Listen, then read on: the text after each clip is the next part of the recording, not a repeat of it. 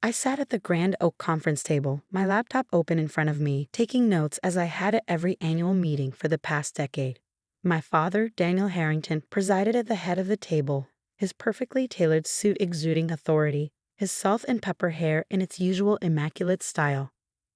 My brother Ethan lounged in his chair, scrolling aimlessly through his phone, clearly uninterested in the proceedings. And now, my father's deep voice rang out, "We need to discuss the future leadership of Harrington Enterprises." He let the words hang in the air, his gaze intentionally drifting past me to rest on Ethan. As you all know, I'm nearing retirement. I kept my expression neutral, my fingers tapping away at my laptop despite the cold rush creeping through my veins. I'd heard this speech countless times before, each version more predictable than the last. "My daughter Isla," he said dismissively, gesturing toward me, despite her enthusiasm, "clearly lacks the necessary business sense to lead this company. Too soft, too idealistic. She's more concerned with charity work than bottom lines." The room shifted uneasily. The board members had witnessed my father's critiques over the years, his ruthless dismantling of every achievement I'd ever earned. My master's degree from Wharton. She only passed because of networking. My successful overhaul of our struggling European division. It was a fluke. My proposal to restructure our marketing strategy that saved millions? I'm sure she copied it from a consultant. Ethan smirked, finally looking up from his phone. "Face it, Dad," he laughed. "Isla's just here to take notes and organize lunch. That's all she's good for." The board members chuckled politely, but I noticed a few subtle glances in my direction. They had seen my work firsthand, knew I was capable, but none of them would dare challenge Ethan or my father's favorites. "You're right," I replied softly, shutting my laptop. "I'm just here to take notes." My father's smug smile faltered when I reached into my briefcase and pulled out a thick manila envelope. "I'm also here," I said coolly, "as the majority shareholder of Harrington Enterprises." The room fell silent. Ethan's eyes widened in shock. My father's face drained of color. "What kind of nonsense is this?" he demanded, his voice growing sharper. I methodically distributed the documents to each board member, my hands steady despite the pounding in my chest. "6 months ago, when you were busy handling Ethan's public scandal, our stock dropped dramatically. Do you recall why, Father?" He said nothing, but I saw the flicker of recognition in his eyes. "It happened right after Ethan's arrest for assault, the one you paid to keep under wraps. Our stock plummeted 40% overnight. That's when I began acquiring shares quietly through a third party. By the time you were scrambling to fix Ethan's image, you never even realized who was buying up the stock." Ethan sprang forward, reaching for the papers, but I pulled them out of his grasp. "This is impossible," he yelled. "Dad, tell her she's lying." But my father was staring down at the documents, his face a shade of gray I had never seen before. He could see it, the signatures, the legal verifications, irrefutable proof that I now controlled 51% of Harrington Enterprises. "How?" he whispered. "How did you manage this?" I let a small smile tug at the corners of my lips. "Remember Aunt Claire's inheritance? The one you told me was too risky to handle. I didn't listen to your advice, Father. I invested it. Wisely." The board members murmured amongst themselves as they processed the implications of what I had done. I could feel their opinions shifting as they realized what was unfolding. "This is insane," Ethan yelled, standing up so suddenly his chair toppled backward. "I'm the rightful heir to this company, not some naive girl woe." "Mr. Harrington," our legal counsel, Olivia Morgan, interjected, her voice calm yet firm. "I've reviewed the documents. They are entirely legitimate. Your sister is now the majority shareholder of Harrington Enterprises." I reopened my laptop, revealing not meeting notes, but a polished presentation.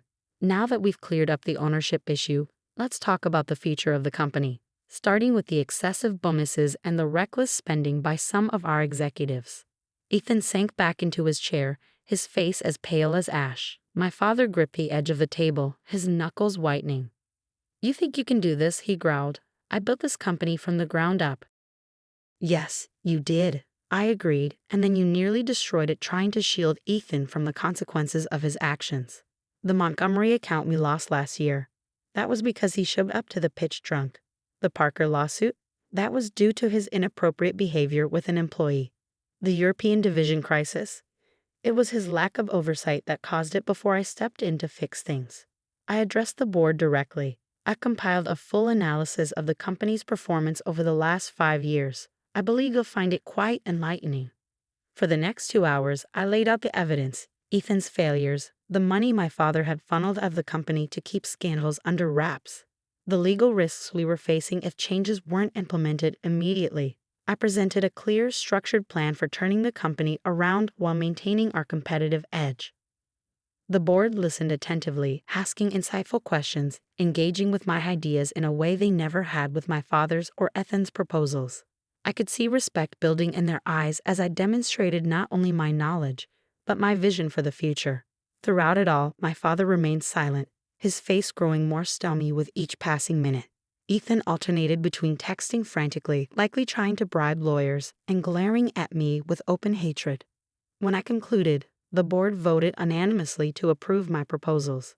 This included removing Ethan from his executive position and significantly curtailing my father's direct involvement in the company's daily operations.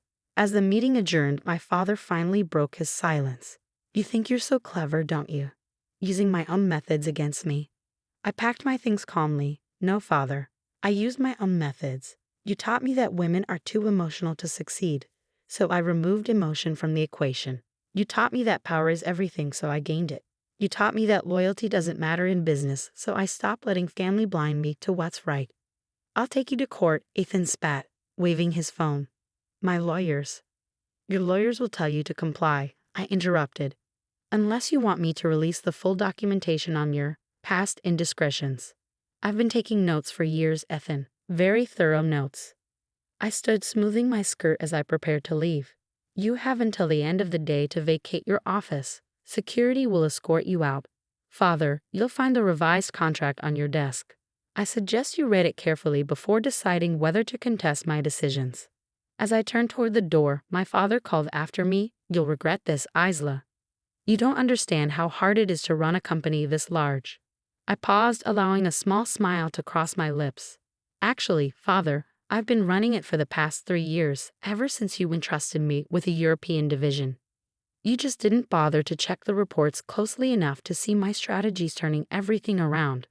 But don't worry, I'll keep taking notes at future meetings. It's what I'm best at." The door clicked shut behind me, leaving them to stew in their own arrogance. Outside, my assistant Emily was waiting with a stack of documents needing my signature. "Everything went according to plan?" she asked, a knowing smile on her face. "Exactly as planned," I confirmed. "Schedule a meeting with the entire company for tomorrow. It's time for a new chapter." The next morning, I arrived at the office early, before the sun had fully risen over the city skyline. As I walked through the quiet halls of Stewart Industries, my heels clicking against the marble floors, I couldn't help but smile at the nameplates being changed on the executive offices. Sarah Stewart, Chief Executive Officer, now adorned the main office door, replacing my father's name of 30 years. My phone had been buzzing nonstop since yesterday's coup. Family members, business associates, and journalists all wanted to know how the coffee girl had orchestrated such a takeover. I'd ignored most of them, but one message from my Aunt Catherine caught my attention. "Your mother would be so proud. Show them what the Stewart women are really made of." The company-wide meeting was scheduled for 9 a.m. in the main conference center. By 8:30, employees were already filing in, the air thick with anticipation and whispered conversations. I watched from my office as the room filled, noting the mix of anxiety and excitement on their faces. At precisely 9 a.m., I stepped onto the stage. The room fell silent. "Good morning," I began, my voice steady. "As you've probably heard, there have been some significant changes in leadership at Stewart Industries. I want to be transparent about what this means for all of you." For the next hour, I outlined my vision for the company's future. No more covering up scandals with company money. No more promoting based on family connections rather than merit. No more toxic workplace culture that protected harassers and punished whistleblowers. "Every single person in this room has value," I declared. "Your ideas matter. Your work matters. And under my leadership, your contributions will be recognized and rewarded based on merit alone." The applause that followed was tentative at first, then grew stronger. I saw hope in the eyes of employees who'd been overlooked for years, determination in the faces of those who'd been afraid to speak up. As I left the stage, my assistant Hannah rushed up to me. "Your brother's wife is in your office," she whispered. "She's threatening to call the police if we try to remove her." I sighed. Let's get this over with. Jessica was pacing my office, her designer heels leaving scuff marks on the floor. She spun around as I entered, her perfectly made-up face contorted with rage. "How dare you?" she shrieked. "Do you have any idea what you've done to us? James is devastated. Your father had to be sedated. The country club is already gossiping about how we've lost everything."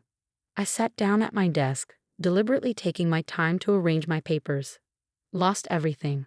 James still owns his shares in the company. Father still has his position, albeit with reduced authority. The only thing that's changed is that they can't keep mismanaging this company for their own benefit. Mismanaging? She laughed hysterically.